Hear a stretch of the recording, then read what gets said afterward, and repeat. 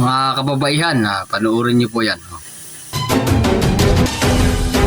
Yan, panoorin niyo po.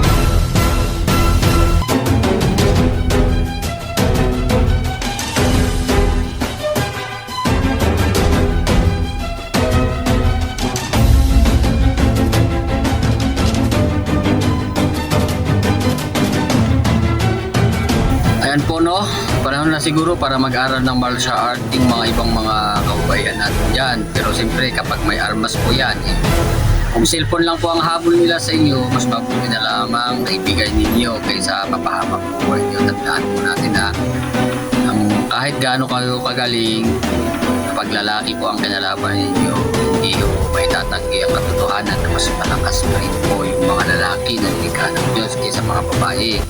Kaya kung mayroong ganong senaryo at alam yung iba na yung pakay sa inyo, yan, pwede nyo i-apply yung mga nalalaman ninyo. Pero gaya nga po ng sabi ko, kapag cellphone o yung mga gamit lamang ang kukunin sa inyo at meron silang hawak na patalim o kung ano man na matalim na bagay, mas maigi na lamang po na ibigay ninyo yun. Salamat po at maraming po salamat sa panonood ninyo.